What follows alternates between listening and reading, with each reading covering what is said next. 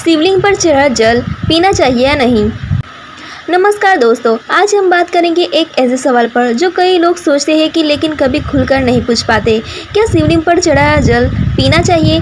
बहुत से लोग मानते हैं कि वो जल पवित्र है तो उसे पीना चाहिए, लेकिन कुछ लोग कहते हैं कि नहीं, ये उचित नहीं है। तो चलिए आज हम इस सवाल का जवाब ढूंढते हैं, सरल भाषा में, भक्ति के साथ और समझदारी से। भगवान शिव को जल अर्पित करना हमारे हिंदू धर्म में पवित्र माना गया है। हर सोमवार, श्रावण महीने में या महाशिवरात्रि पर लाखों लोग जल चढ़ाते हैं। जल, दूध, बेलपत्र सब कुछ शिवलिंग पर अर्पण करते हैं। इसे अभिषेक कहा जाता है। शिव पुराण में बताया गया है कि जल चढ़ाने से मन शांत होता है, पापों का नाश होता है और भगवान प्रसन्न होते हैं। लेकिन ध्यान दीजिए, जब हम भगवान को कुछ अर्पित करते हैं तो वो वस्तु अब हमारी नहीं रहती, वो भगवान की हो जाती है। इसलिए शास्त्रों में कहा गया है कि भगवान को चढ़ाया गया जल पीना सही नहीं है। हाँ, तिलक के लिए, सिर पर छिड़कने या पौधों को देने के लिए इसका उपयोग कर सकते हैं, लेकिन पीना नहीं, वो उचित नहीं माना गया है। अब आइए थोड़ा विज्ञान की नज़र से भी देखें। जब मंदिर में बहुत सारे लोग शिवलिंग पर जल, दूध, शहद, फूल वगैरह चढ़ाते हैं तो वो सब एक साथ मिल जाता है और फिर वो जल नीचे बहता है। उस जल में कई बार धूल, बैक्टीरिया और गंदगी भी हो सकती है। कई बार फूल सड़ जाते हैं, दूध खराब हो जाता है। ऐसा जल अगर कोई पी ले तो उसे पेट दर्द, उल्टी या इन्फेक्शन भी हो सकता है। तो विज्ञान कहता है कि ऐसा जल पीना स्वास्थ्य के लिए सही नहीं है। अब क्या करें? अब सवाल ये उठता है कि अगर शिवलिंग का जल पवित्र है तो क्या उसे फेंक देना चाहिए? नहीं, बिल्कुल नहीं। भगवान की चीज़ कभी व्यर्थ नहीं जाती, उसका सही उपयोग करना चाहिए। आप उसे तुलसी या बेल के पेड़ में डाल सकते हैं, थोड़ा सिर पर छिड़क सकते हैं, तिलक कर सकते हैं, किसी पवित्र जगह पर धीरे धीरे बहा सकते हैं। लेकिन गटर, नाली या गंदगी में फेंकना बहुत ही गलत है। वो जल भगवान का आशीर्वाद है, उसका आदर करना चाहिए।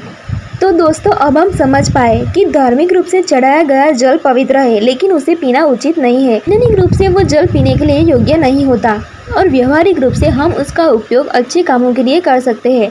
भगवान शिव को भक्ति चाहिए, भाव चाहिए, उनके जल का सम्मान कीजिए, लेकिन अंधश्रद्धा से नहीं, समझदारी से। आप भी यही मानते हैं तो कमेंट ज़रूर कीजिए और वीडियो अच्छा लगे तो लाइक करें, शेयर करें, चैनल को सब्सक्राइब करें।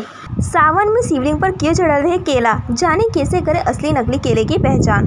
सावन का महीना आते ही शिव भक्तों की भक्ति और आस्था का रंग हर ओर दिखाई देता है। खासकर सोमवार को व्रत रखकर शिवलिंग पर जल, बेलपत्र और फल चढ़ाने की परंपरा पुरानी है। ऐसे में केले का भी विशेष महत्व होता है। माना जाता है कि शिव जी को केला बहुत ही पसंद है, इसलिए लोग हर सोमवार को शिवलिंग पर केले जरूर चढ़ाते हैं। लेकिन इस दौरान बाजार में फलों के दाम बढ़ जाते हैं और कई बार जल्दी में या जानकारी न होने की वजह से लोग खराब या अर्ध पके केले खरीद लेते हैं। इससे न सिर्फ पूजा में बाधा आती है बल्कि पैसा भी बेकार हो जाता है। सही केले चुनने के टिप्स। पीले रंग वाले केले चुनें। जब भी केले खरीदने जाए तो सबसे पहले उसके रंग को ध्यान से देखें। जो केले पूरी तरह से चटक पीले रंग के होते हैं वही अच्छे और पके हुए माने जाते हैं। जो केले हरा और पीला रंग मिला हो वो अर्ध पके होते हैं। ऐसे केले शिवलिंग पर चढ़ाने के लिए उपयुक्त नहीं माने जाते। काले धब्बों से बचें। कई बार लोग सोचते हैं कि केले पर काले चकत्ते यानी धब्बे आने का मतलब है कि केला बहुत मीठा होगा, लेकिन सच्चाई यह है कि ज़्यादा काले धब्बे वाले केले जल्दी गल जाते हैं और पूजा में चढ़ाने के लायक नहीं रहते। हल्की धब्बों वाले या बिना धब्बे वाले केले खरीदना बेहतर रहेगा। साइज़ भी है अहम। बाजार में कई तरह के केले मिलते हैं, कुछ छोटे, कुछ बड़े। छोटे केले अक्सर अधपके होते हैं क्योंकि उन्हें पेड़ से जल्दी तोड़ लिया जाता है। उनका स्वाद भी फीका होता है। बड़े और मोटे केले अंदर से अच्छी तरह पके होते हैं और उनमें मिठास भरपूर होती है। पूजा के लिए हमेशा ऐसे ही केले लें। छिलके की जांच करें। केले का छिलका अगर चिकना, बिना झुर्रियों वाला और चमकदार हो तो इसलिए केला ताज़ा है। ज़्यादा सख्त या झुर्रियों वाला छिलका इस बात का संकेत है कि केला या तो बहुत कच्चा है या तो बहुत पुराना। हाथ में लेकर महसूस करें। अच्छा केला हल्का नरम होना चाहिए, लेकिन बहुत दबाने से जल्दी न टूटे। अगर केला बहुत सख्त लगे तो वह कच्चा है और अगर बहुत ही ज़्यादा नरम लगे तो समझ लें कि वह ज़्यादा पक चुका है।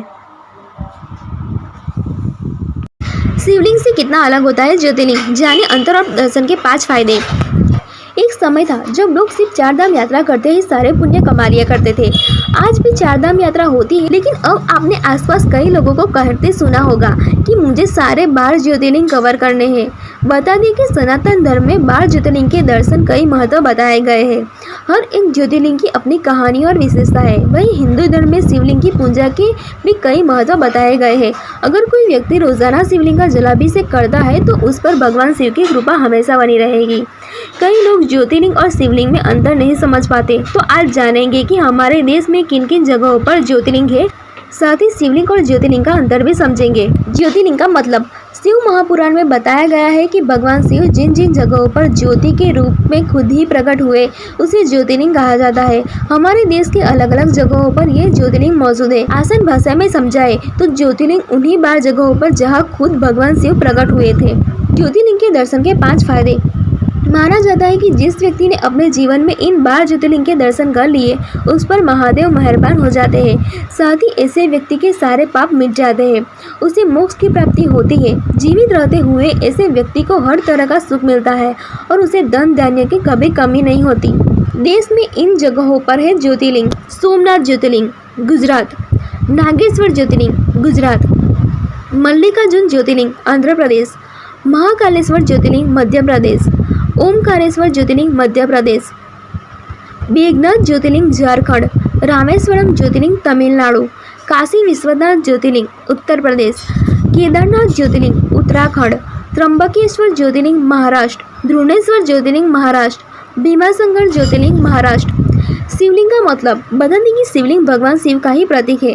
इसे भगवान शिव का प्रतीकात्मक रूप माना जाता है। शिवलिंग शिव जी का निराकार स्वरूप का प्रतीक है। शिवलिंग को मनुष्य ने ही स्थापित किया है। मंदिर के साथ साथ घरों में भी शिवलिंग की स्थापना की जा सकती है। बता दें कि शिवलिंग के कई रूप होते हैं। आप अपनी आवश्यकता के हिसाब से किसी भी तरह के शिवलिंग को चुनकर उसकी पूजा अर्चना कर सकते हैं। मुख्य रूप से शिवलिंग पारद और अंडाकार प्रकार के होते हैं। इसके अलावा स्वयंभू और देव समेत के कुल 6 रूप और भी होते हैं।